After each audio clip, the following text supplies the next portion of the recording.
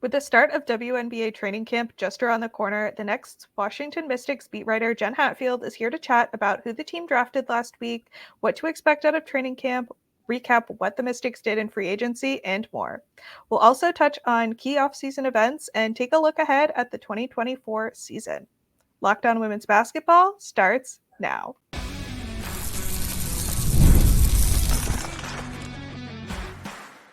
You are Locked On Women's Basketball, your daily podcast on women's basketball. Part of the Locked On Podcast Network, your team every day.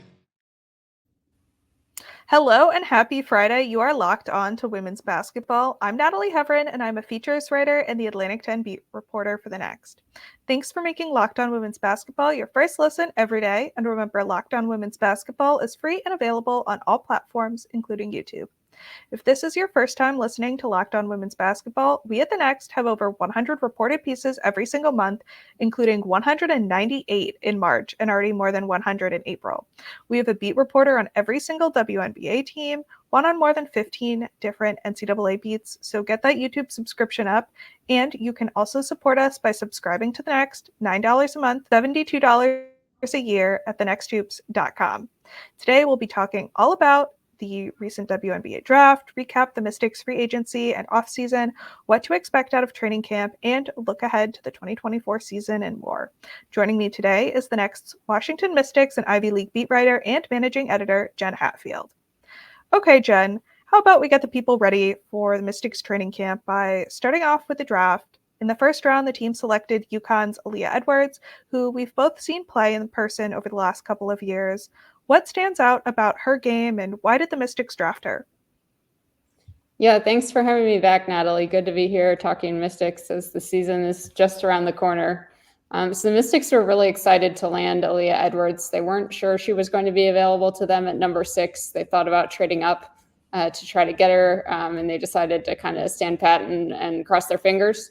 And the gamble paid off for them. They thought that Edwards was the best fit available around their returning core group. They really wanted another forward front court player to play alongside Shakira Austin, and they think that Edwards can be a good fit with that. So that could be a duo worth watching over the next several years of them together. She can do a lot of things well. She's got a polished game. She's played for Team Canada for years. And she just, fits with what they need, what they have, and what, the timeline they're on to build something around young players. What are you most excited to see out of the potential of Aaliyah Edwards and Shakira Austin on the floor together? I think that can just be a really athletic, versatile duo. They've both got high ceilings, and I think they can, make each other better in a lot of ways, particularly if Edwards ends up stretching out her range as the Mystics hope she can to the 3-point line. And they're looking for Austin to be able to stretch, somewhat as well. So I think those two can just be a really fun, dynamic duo. And defensively, they're both really good defenders, and I think can help the team be a lockdown group defensively, even without point guard Natasha Cloud, who is an all WNBA defensive player. So I'm excited to see what they can do on both ends and just how they grow over the next several seasons, not just this one. And who else did the team draft? And is there room on the roster for any of them to make the team? So they had a 2nd-round pick and a 3rd-round pick in addition to the pick that they used on Edwards. Their 2nd-round pick was Gonzaga's Kaylynne Truong, and she'll have a good chance to make the roster. She's a point guard who can shoot the 3, and that was a combination the Mystics were really looking for. They need essentially a backup point guard or perhaps even someone to start, depending on what they want to do with Brittany Sykes, who I think will probably start off running the point, but could shift off the ball as well. So they need another point guard to throw in the mix, and they have some options in camp, but Truong will get the chance to prove that she deserves to stick around and be a rotation player at the point. And then in the 3rd round, they drafted a 19-year-old out of Belgium named Nastja Claessens. She's not going to come over to the U.S. this year. She's going to stay in Europe and develop, but could be a piece that the Mystics look at bringing over down the line. And, why did the Mystics kind of go down that path of both thinking about the future and thinking about the present as well? Yeah, it's kind of a weird time in the WNBA universe with the collective bargaining agreement potentially being opted out of in the next several years. And so roster building's kind of in flux. Mike Thibault's talked about how hard it is to game plan for the future right now, and how team building is a little bit different now with players really only signing 1 or 2 year deals in anticipation of that CBA. So I think that's kind of in the backdrop here. The Mystics have also done this kind of draft and stash option with young international players in the past for players that they think have high potential and want to be able to have the rights to. So I think this could just be this is kind of a low risk, high upside gamble by them. It's not often that third round picks make the roster anyway. So it's not like you are sacrificing a ton by taking a player who is not going to be able to come into camp this year and kind of betting on a young player to develop. She's Belgian. She works with the Belgian national program, which is something that the Mystics are very familiar with, something that Mike Thibault, as an assistant coach of Team USA, just coached against. So, and that's one of the best national teams in the world right now. So in that context, getting to develop there is certainly a plus. Yeah, I think I made that joke or reference after the pick was made. The Mystics going with a Belgian player, very surprising. But as we know, not surprising at all. Last season, Shakira Austin injured her hip and had surgery in the offseason. What's her status now, and is she expected to be ready to go for the start of the season? Yeah, so she did a media availability when she was with Team USA at a mini camp at the beginning of April. So when she talked to reporters then, she was optimistic that she would be ready to go, and she said she was feeling good. She just, hips are kind of tricky, and you have to be patient and not, try to speed up your schedule when you're not quite ready. But she was feeling good, excited to get back out there. The Mystics have said that Shakira is on schedule. So will she be ready to go without restrictions on opening night? I'm not sure. Will she be ready to go maybe with a minutes limit? That seems fairly likely to me. We'll certainly learn more when the Mystics open camp and see how much she is able to do. We've definitely seen videos of her shooting the ball and dribbling and being on the move. I haven't seen her take contact yet. So that might be something that she's still scaling up toward, but she's getting there. She's well on her way to rehab. I would expect her to be ready sooner rather than later. And I would expect her to have a big year and be healthy. Yeah. And, also in Shakira Austin news, it just came out that her 4th year option was exercised by the Mystics. How has she contributed in her first 2 seasons, and why is it important the team exercised that 4th year option? Yeah, it's wild that we're at this point in her career already. So for those who don't know, she is entering her 3rd season, but this is when you pick up those player options for players on rookie contracts. So it essentially gives the team a 4th year of control over her on her rookie contract. And I have to think that this was a no-brainer by the Mystics. She was one of the candidates for Rookie of the Year in her 1st season. She was off to an even better start in her 2nd season before she got hurt. The Mystics definitely view her as a pillar of the franchise already. They expect her to be a leader this year, even though she's only 23 years old. All signs point to this being Shakira Austin's franchise now or very soon. And so they definitely want to keep her for as long as they can keep her at this point, and picking up her option is an obvious way to do that. Yeah, coming up next, we'll get into the Mystics' free agency moves and look ahead to training camp, which we've already started to talk about, and more. Today's episode is brought to you by Nissan. Are you the kind of driver that likes to push things a little further? Ever wonder what adventure could be around the next corner? Our friends at Nissan have a lineup of SUVs with the capabilities to take your adventure to the next level. The 2024 Nissan Rogue is perfect for city drives and great escapes. Class-exclusive Google built-in is your always updating assistant to call on for almost anything. Gone are the days of connecting your phone. Google Assistant, Google Maps, and Google Play Store are built right into the 12.3-inch HD touchscreen infotainment system. The 2024 Rogue is the perfect midsize crossover for your next adventure. Nissan's incredible lineup also includes the 2024 Nissan Armada. It will change what you expect from a full-size SUV. Picture a rugged 4x4 that can seat up to 8 in first-class luxury and style. Tow bigger and explore further in the 2024 Armada. Take the Nissan Rogue, Nissan Pathfinder, or Nissan Armada and go find your next big adventure. Shop NissanUSA.com. This next segment is brought to us by our sponsor, BetterHelp. Sometimes we all need the opportunity to get something off our chest.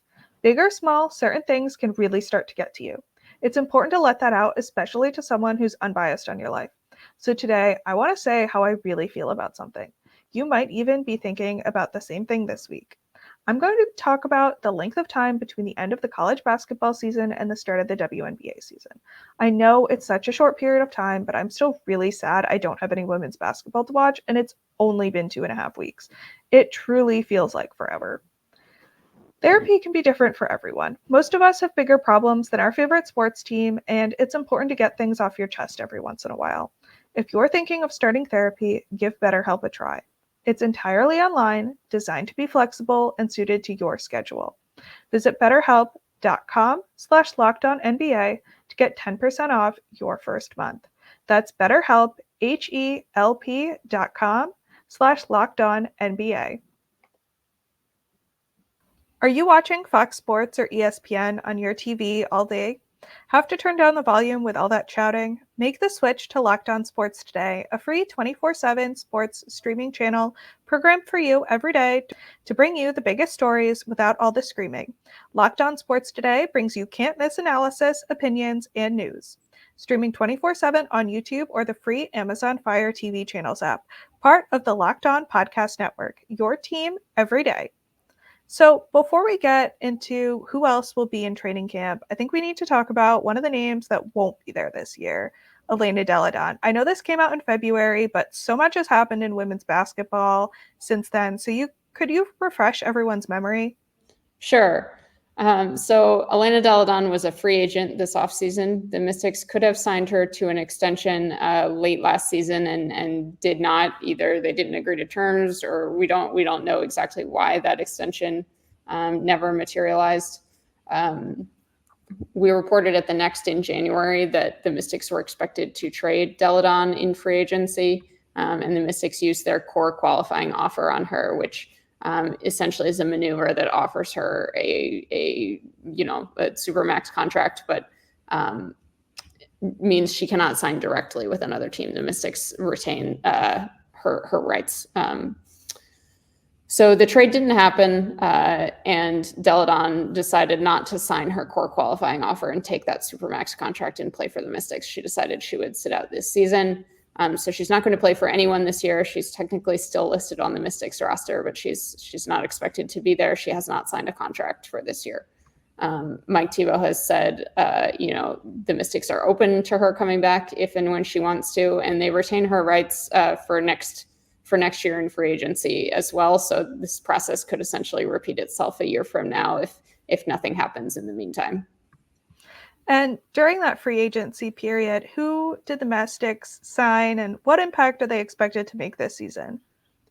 Yeah, so the big names the Mystics lost were Elena Delle and Natasha Cloud, and they didn't sign, a superstar to help make up for that, but they did sign some pretty good players to, build around pieces like Shakira Austin and Ariel Atkins, who will be in camp again for the Mystics. So the two big names that they signed were Steph Dolson and Carly Samuelson.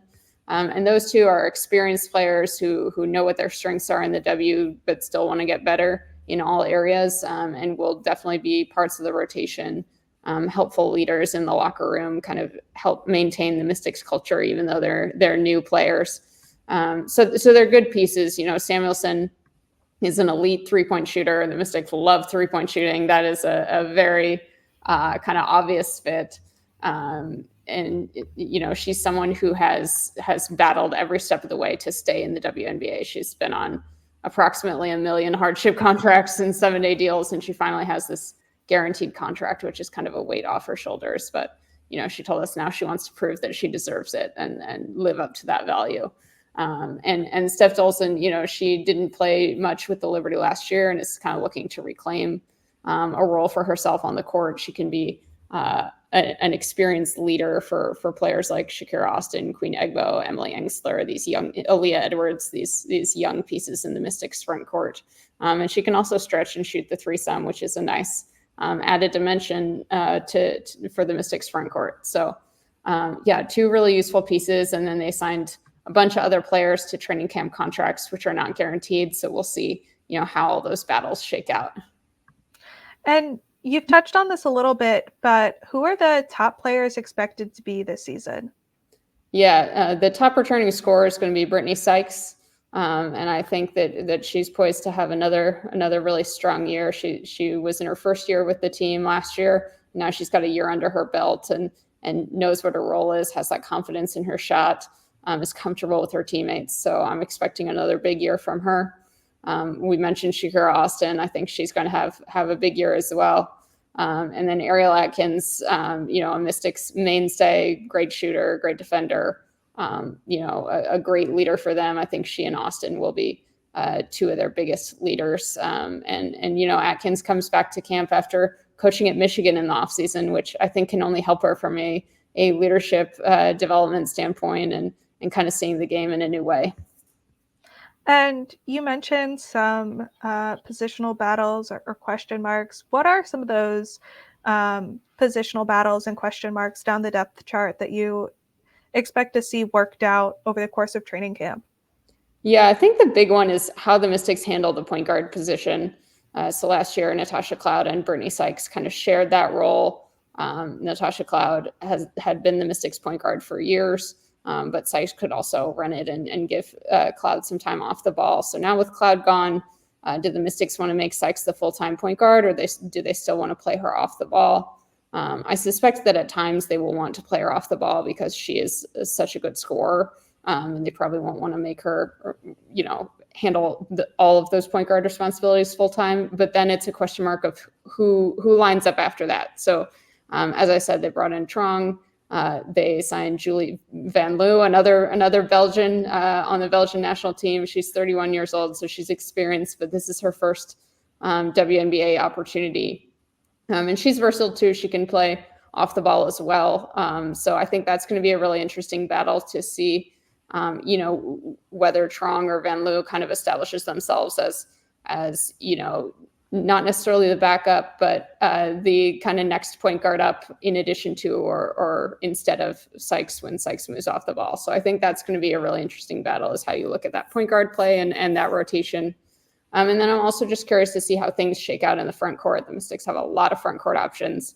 One front court player I haven't mentioned yet is Maisha Hines-Allen. So add her to, Edwards and Austin and Egbo and Dolson and Engstler and all these pieces, and it's like, how do the Mystics want to mix and match in there? They can do a lot of different things there. Mike Thibault has even talked about playing Shakira Austin at the 4 sometimes, so they can go pretty big if they put Austin at the 4 and Dolson at the 5. We'll have to see what that looks like. So I'll be curious to see not only like who comes out of that, but how they use the players who they do roster in the front court together and how they interchange. And the Mystics had a lot of injuries last season. Will they be able to carry 12 players this year? And how does that impact the roster potentially? Yes, they will carry 12. It'll be the first time in a while that they've been able to carry 12, which I think is big from an injury standpoint. Just giving them one more body before they have to resort to, hardships and 7 days and things like that. And then I think it's also just good from a depth perspective, right? You can have one more player on that roster. Does that mean that they have room for one more big than they might have had if they had 11? Possibly, particularly with the depth at those positions in camp. So I think it'll be good. I think it'll give them more options. And it's kind of a rare luxury these days in the WNBA to be able to carry 12, which is kind of sad. But I think the Mystics will appreciate the opportunity to be able to have an extra player and develop an extra player and experiment with an extra combination or 2 or 3. Yeah, I'm excited to see how that all shakes out and excited to see what you write about that, not only in training camp and as the season plays out. Coming up next, we'll wrap up talking about training camp and take a step back and look at the big picture for the Mystics this season. Today's episode is brought to you by LinkedIn. When you're hiring for your small business, you want to find quality professionals that are right for the role. That's why you have to check out LinkedIn Jobs. LinkedIn Jobs has the tools to help you find the right professionals for your team faster and for free. LinkedIn isn't just a job board. LinkedIn helps you hire professionals you can't find anywhere else, even those who aren't actively searching for a new job but might be open to the perfect role. In a given month, over 70% of LinkedIn users don't visit other leading job sites. So if you're not looking on LinkedIn, you're looking in the wrong place. On LinkedIn, 86% of small businesses get a qualified candidate within 24 hours. Hire professionals like a professional on LinkedIn. LinkedIn is constantly finding ways to make the process easier. They even just launched a feature that helps you write job descriptions, making the process even easier and quicker. Post your job for free at linkedin.com/lockedonnba. That's linkedin.com/lockedonnba to post your job for free. Terms and conditions apply. Heading into training camp, what are the significant storylines that you're following? Yeah, I think one of the big ones that we haven't talked about yet, obviously I'm following the positional battles. But one thing I'm really curious about is kind of the new look culture of the team, what the vibes are, for lack of better phrasing. Losing Cloud and Delle, those are two huge pieces who had been with the franchise for years and years. And so the Mystics have some continuity, but they also kind of have to reinvent themselves in some ways. Who's going to be that really loud voice to replace Cloud? Is it going to be one person? Is it going to be three people stepping up? What is that going to look like? Mike Thibault talked about in free agency that he was excited to sign players, kind of like Samuelson, who were really hungry for their opportunity and kind of scrapping for what they got and excited to kind of grind through a season. Like sometimes those practices mid-season when it's just hot and you've played, 3 games in 5 days. Sometimes those are really hard. And he wants the players who are going to be able to find the joy in those and lift each other up and all of those things. And none of that is a shot at any of the players the Mystics had last year. It was just the way that Thibault prioritized it this year. So I think kind of seeing what that looks like and if that is kind of palpable to folks other than those in the locker room is going to be really interesting. And then I also think just from a leadership standpoint, right, it's going to be really interesting to see Delle and Cloud are both big leaders in different ways. And who's going to step into those shoes.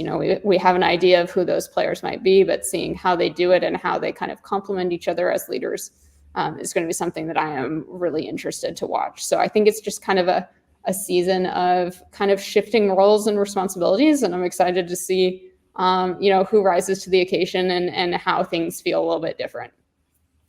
Yeah, and maybe it's the same thing. Maybe it's something different. But what are you most excited to watch during training camp?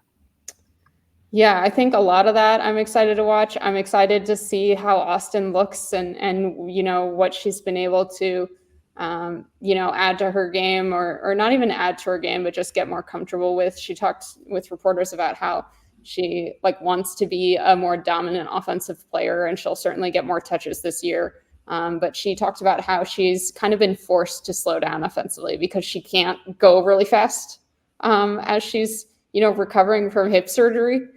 So she's been forced to be methodical, and she's kind of revolutionized how she prepares for practices, like her prehab and rehab routines. So I'm kind of excited to see how she's kind of grown up and matured and developed, even though she hasn't had a fully healthy offseason to do all those things. And then I think in camp too, I'm excited to see how some of the players who had really good overseas seasons look and how much those gaudy overseas stats can translate into on-court stuff. Shatori Walker-Kimbrough, who we haven't talked about much yet, had a really great season in Turkey. And so does she come in really confident with her shot? Hopefully, that would be great for the Mystics. Maisha Hines-Allen had some really good games overseas. How does she look after, kind of a challenging past couple of years? So yeah, I think, this is a great time of the year. Everybody's optimistic. Everybody's feeling good. Nobody's too run down. Everybody's got title hopes. It's a great time of year. And I'm just excited to see kind of the joy in everyone and how they kind of figure out what the season's going to look like in the opening days. Yeah, definitely excited for that, start of the season, joy and excitement. But looking ahead to the 2024 season as a whole, not just training camp, what are you most excited to see, cover, experience? Yeah, I think kind of related to those things, right? The Mystics are not one of the favorites to win the title this year. And that's okay. You're not going to be the favorite every year. Otherwise, it would get really boring. So I'm excited to see kind of what they do from a player development standpoint and how players get better over the course of the year and how they get more confident and how they, respond to slumps and adjust. And so I'm excited to see that, especially with a relatively young group this year. Can Queen Egbo take a leap? Emily Engstler, can she make the roster and kind of find her sticking point in this league?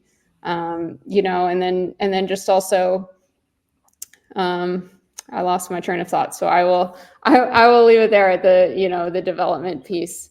I will also add, from an Olympics perspective, the Mystics have several players who could play in the Olympics, and both for Team USA and elsewhere. So that will be interesting to watch too during the Olympic break, and how those Olympic experiences translate for the Mystics. Yeah, and that's another unique thing about this season, and usually every 4 years, but it's been 3 years since the last Olympic break, how that plays into this season as well. I know you'll have everyone covered about any Mystics in the Olympics and find something else to write about when the Mystics aren't playing as well. Yeah, thankfully it's a little bit easier time zone wise than the past World Cup and the Tokyo Olympics. So it'll be fun to cover. It'll be fun for fans to watch. Should get a number of different countries represented. So it should be an exciting time. Yeah, and thanks so much for joining me today, Jenn. Where can the listeners find you online? Yeah, so obviously head to thenexthoops.com. Make sure you subscribe, and you can have me right in your inbox along with everybody else. You can find The Next on Instagram. You can find me personally on Twitter or X, whatever you choose to call it. I'm at Jenn Hatfield 1, and that's Jenn with 2 N's. And thanks to our listeners for making Locked On Women's Basketball your first listen every day. Locked On has launched the first ever national sports 24/7 streaming channel on YouTube, and now it's also available on Amazon Fire TV and the free Fire TV Channels app. Locked On Sports Today is here for you 24/7, covering the top sports stories of the day with the local experts of Locked On, plus our national shows covering every league. Find Locked On Sports Today now available on the free Fire TV Channels app. And make sure to tune in tomorrow to hear from our WNBA draft crew and all of next week, where Howard makes his return and Jenn might just be back to chat about the Ivy League.